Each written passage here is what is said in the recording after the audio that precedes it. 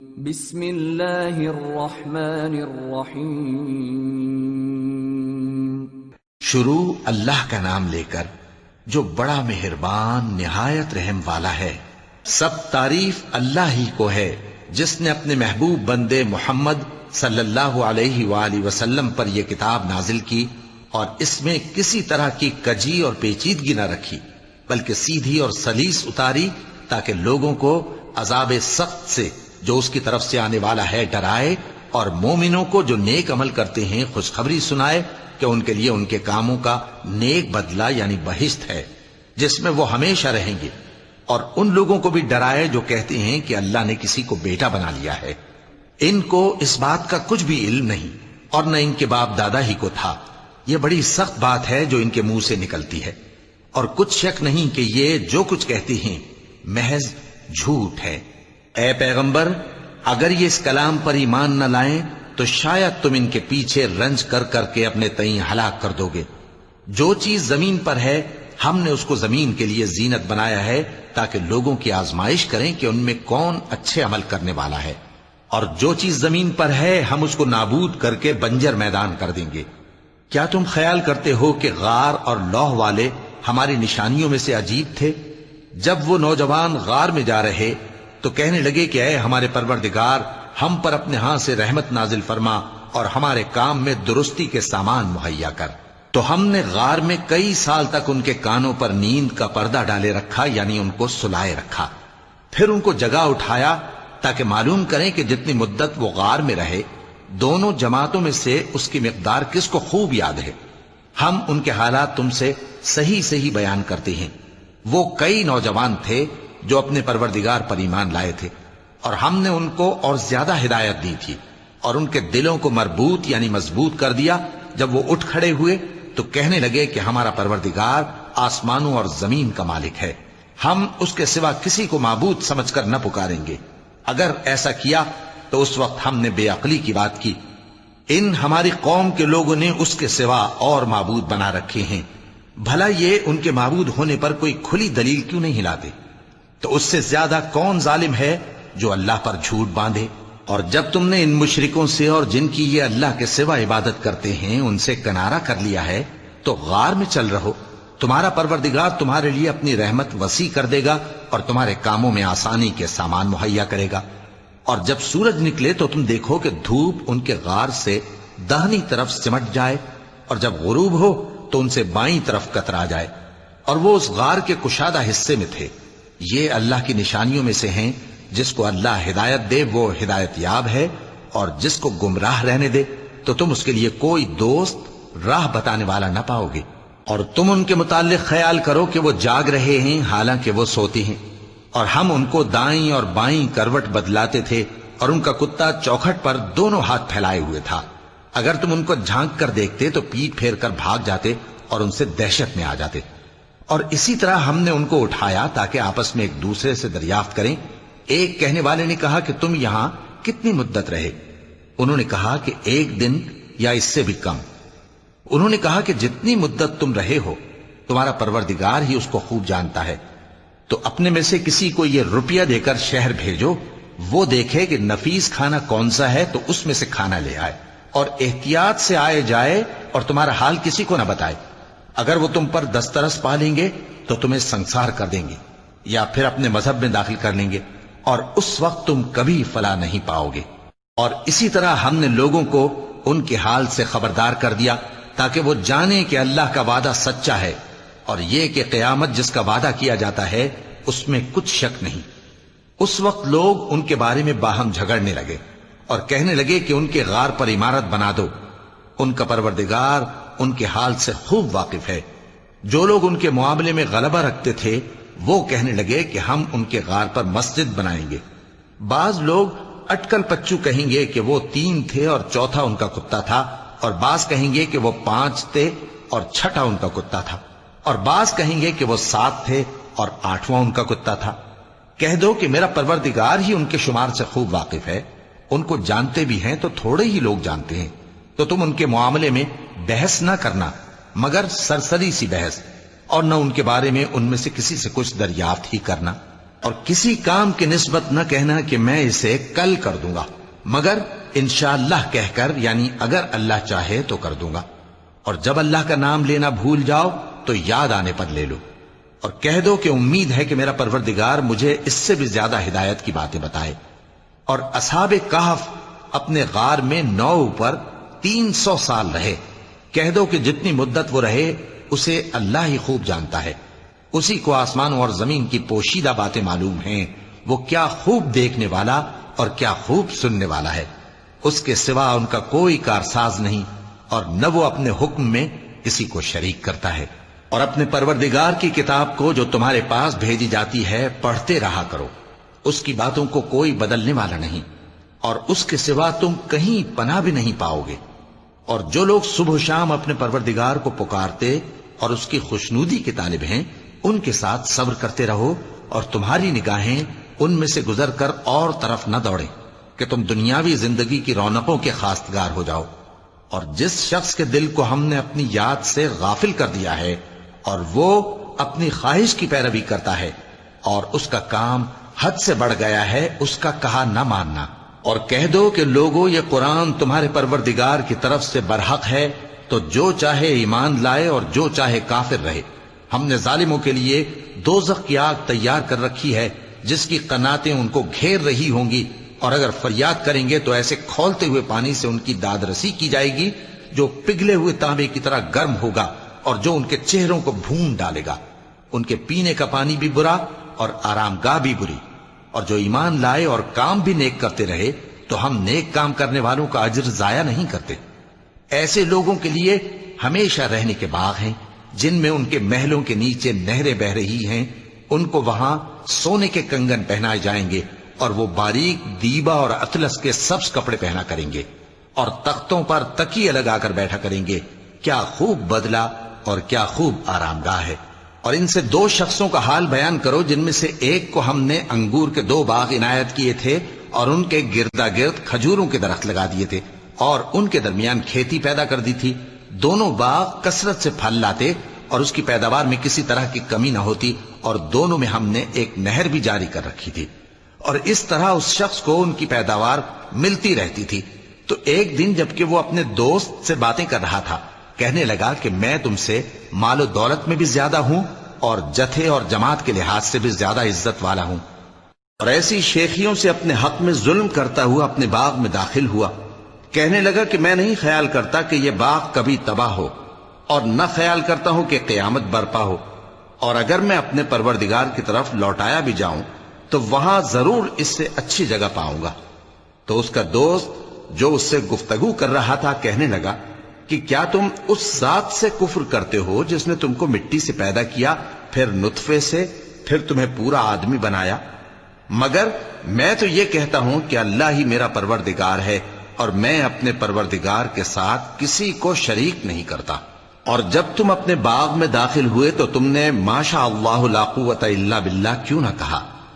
اگر تم مجھے مال و اولاد میں اپنے سے کمتر دیکھتے ہو تو عجب نہیں کہ میرا پروردگار مجھے تمہارے باغ سے بہتر عطا فرمائے، اور تمہارے اس باغ پر آسمان سے آفت بھیج دے تو وہ صاف میدان ہو جائے، یا اس باغ کی نہر کا پانی گہرائی میں اتر جائے تو پھر تم اسے تلاش نہ کر سکو، اور اس کے میووں کو عذاب نے آ گھیرا اور وہ اپنی چھتریوں پر گر کر رہ گیا، تو جو مال اس نے اس پر خرچ کیا تھا اس پر حسرت سے ہاتھ ملنے لگا اور کہنے لگا کہ کاش میں اپنے پروردگار کے ساتھ کسی کو شریک نہ بناتا۔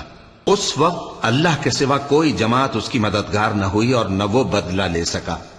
یہاں سے ثابت ہوا کہ حکومت سب اللہ کی ہے، جو معبود برحق ہے وہی بہترین ثواب عطا کرنے والا اور بہترین انجام لانے والا ہے۔ اور ان سے دنیا کی زندگی کی مثال بھی بیان کر دو کہ وہ ایسی ہے جیسے پانی جسے ہم نے آسمان سے برسایا تو اس کے ساتھ زمین کی پیداوار مل کر نکلی، پھر وہ چورا چورا ہو گئی کہ ہوائیں اسے اڑاتی پھرتی ہیں، اور اللہ تو ہر چیز پر قدرت رکھتا ہے۔ مال اور بیٹے تو دنیا کی زندگی کی رونق و زینت ہیں، اور نیکیاں جو باقی رہنے والی ہیں وہ ثواب کے لحاظ سے تمہارے پروردگار کے ہاں بہت اچھی اور امید کے لحاظ سے بہت بہتر ہیں۔ اور جس دن ہم پہاڑوں کو چلائیں گے اور تم زمین کو صاف میدان دیکھو گے اور ان لوگوں کو ہم جمع کر لیں گے تو ان میں سے کسی کو بھی نہیں چھوڑیں گے، اور سب تمہارے پروردگار کے سامنے صف باندھ کر لائے جائیں گے۔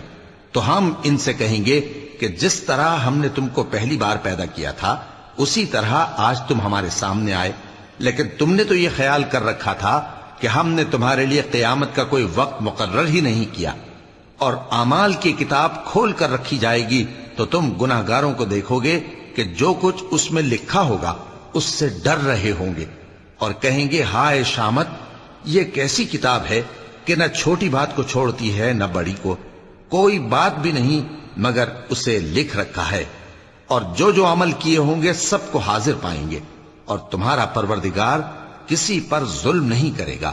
اور جب ہم نے فرشتوں کو حکم دیا کہ آدم کو سجدہ کرو تو سب نے سجدہ کیا مگر ابلیس نے نہ کیا، وہ جنات میں سے تھا تو اپنے پروردگار کے حکم سے باہر ہو گیا۔ کیا تم اس کو اور اس کی اولاد کو میرے سوا دوست بناتے ہو، حالانکہ وہ تمہارے دشمن ہیں، اور شیطان کی دوستی ظالموں کے لیے اللہ کی دوستی کا برا بدل ہے۔ میں نے ان کو نہ تو آسمانوں اور زمین کے پیدا کرنے کے وقت بلایا تھا اور نہ خود ان کے پیدا کرنے کے وقت، اور میں ایسا نہ تھا کہ گمراہ کرنے والوں کو مددگار بناتا۔ اور جس دن اللہ فرمائے گا کہ اب میرے شریکوں کو جن کی نسبت تم معبود ہونے کا گمان رکھتے تھے بلاؤ، تو وہ ان کو بلائیں گے مگر وہ ان کو کچھ جواب نہ دیں گے، اور ہم ان کے درمیان ہلاکت کی ایک جگہ بنا دیں گے، اور گناہگار لوگ دوزخ کو دیکھیں گے تو یقین کر لیں گے کہ وہ اس میں پڑنے والے ہیں، اور اس سے بچنے کا کوئی راستہ نہ پائیں گے۔ اور ہم نے اس قرآن میں لوگوں کے سمجھانے کے لیے طرح طرح کی مثالیں بیان فرمائی ہیں، لیکن انسان سب چیزوں سے بڑھ کر جھگڑالو ہے۔ اور لوگوں کے پاس جب ہدایت آ گئی تو ان کو کس چیز نے منع کیا کہ ایمان لائیں اور اپنے پروردگار سے بخشش مانگیں، بجز اس کے کہ اس بات کے منتظر ہوں کہ انہیں بھی پہلوں کا سا معاملہ پیش آئے یا ان پر عذاب سامنے سے آ جائے۔ اور ہم جو پیغمبروں کو بھیجا کرتے ہیں تو صرف اس لیے کہ لوگوں کو اللہ کی نعمتوں کی خوشخبریاں سنائیں اور عذاب سے ڈرائیں، اور جو کافر ہیں وہ باطل کی مدد سے جھگڑا کرتے ہیں تاکہ اس سے حق کو پھسلا دیں، اور انہوں نے ہماری آیتوں کو اور جس چیز سے ان کو ڈرایا جاتا ہے اسے ہنسی بنا لیا ہے۔ اور اس سے بڑھ کر ظالم کون، جس کو اس کے پروردگار کی آیات کے ذریعے سمجھایا گیا تو اس نے ان سے منہ پھیر لیا، اور جو اعمال وہ آگے کر چکا اس کو بھول گیا۔ ہم نے ان کے دلوں پر پردے ڈال دیے کہ اسے سمجھ نہ سکیں، اور کانوں میں ثقل پیدا کر دیا ہے کہ سن نہ سکیں، اور اگر تم ان کو رستے کی طرف بلاؤ تو کبھی رستے پر نہ آئیں گے، اور تمہارا پروردگار بخشنے والا صاحب رحمت ہے۔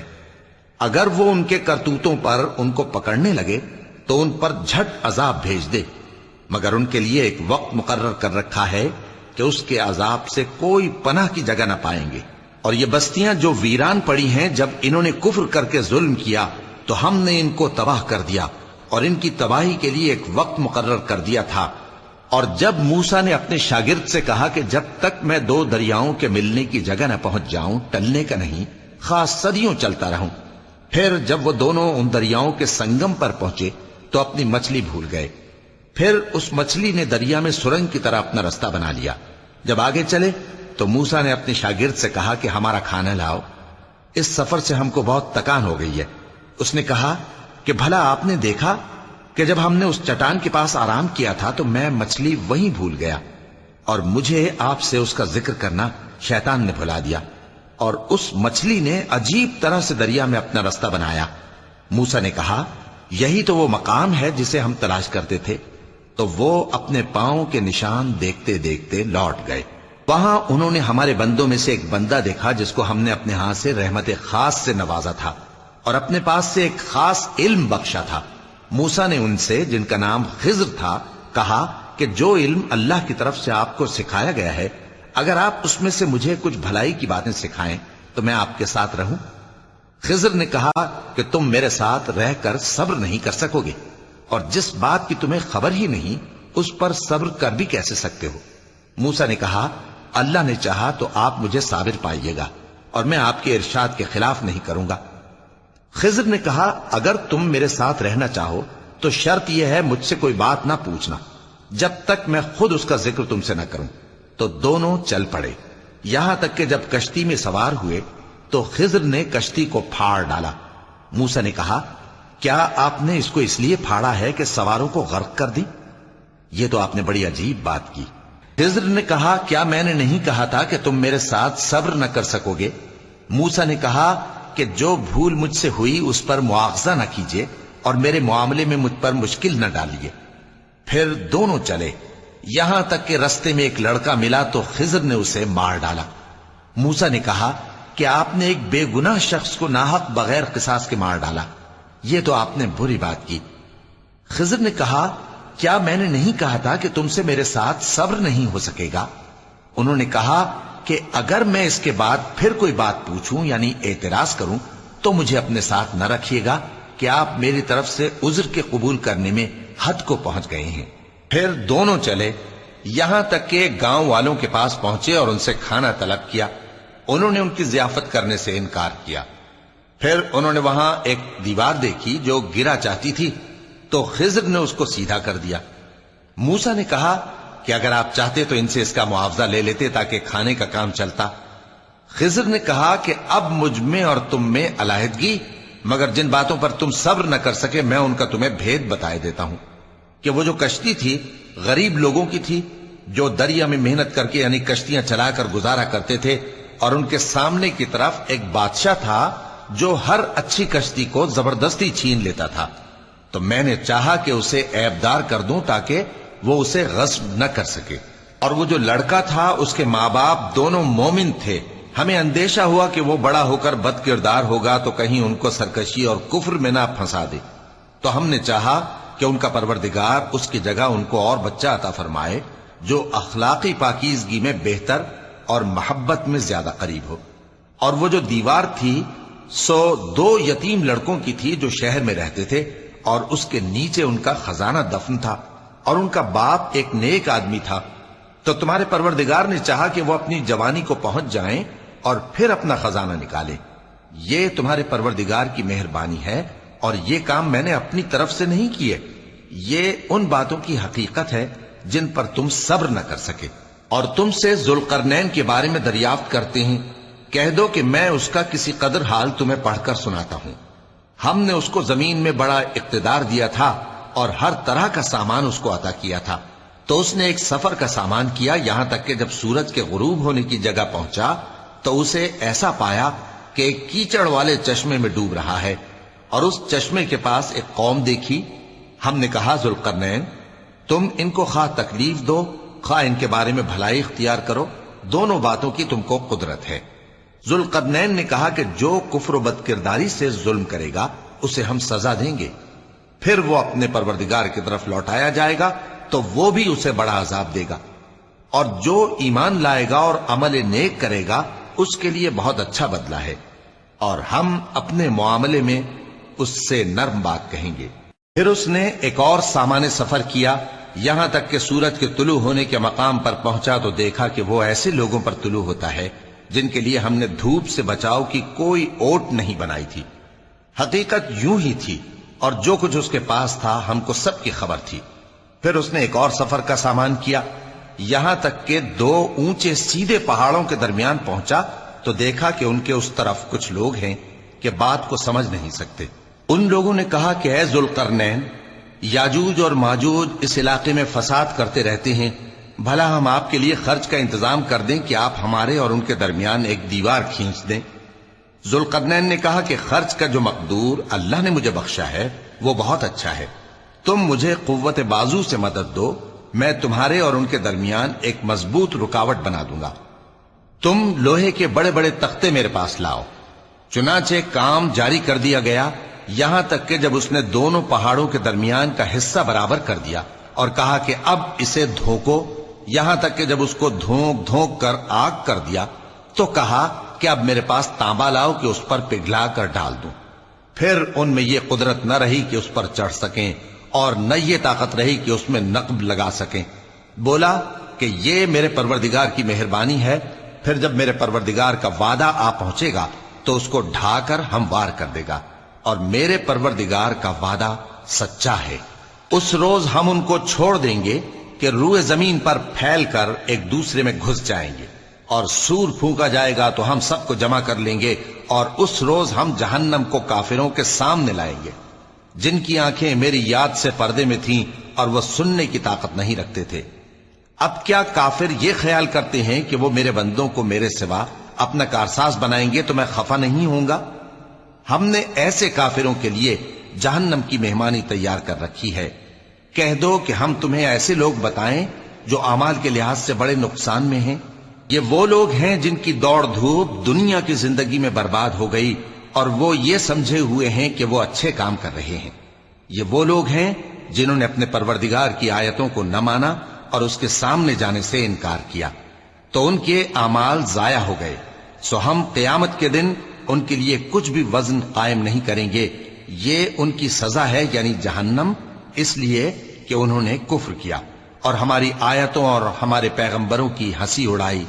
جو لوگ ایمان لائے اور عمل نیک کیے ان کے لیے بہشت کے باغ بطور مہمانی ہوں گے، ہمیشہ ان میں رہیں گے اور وہاں سے مکان بدلنا نہ چاہیں گے۔ کہہ دو کہ اگر سمندر میرے پروردگار کی باتوں کے لکھنے کے لیے روشنائی ہو تو قبل اس کے کہ میرے پروردگار کی باتیں تمام ہوں سمندر ختم ہو جائے، اگرچہ ہم ویسا ہی اور اس کی مدد کو لائیں۔ کہہ دو کہ میں تمہاری طرح کا ایک بشر ہوں، البتہ میری طرف وہی آتی ہے کہ تمہارا معبود وہی ایک معبود ہے، تو جو شخص اپنے پروردگار سے ملنے کی امید رکھے چاہیے کہ عمل نیک کرے اور اپنے پروردگار کی عبادت میں کسی کو شریک نہ بنائے۔ صدق اللہ العظیم۔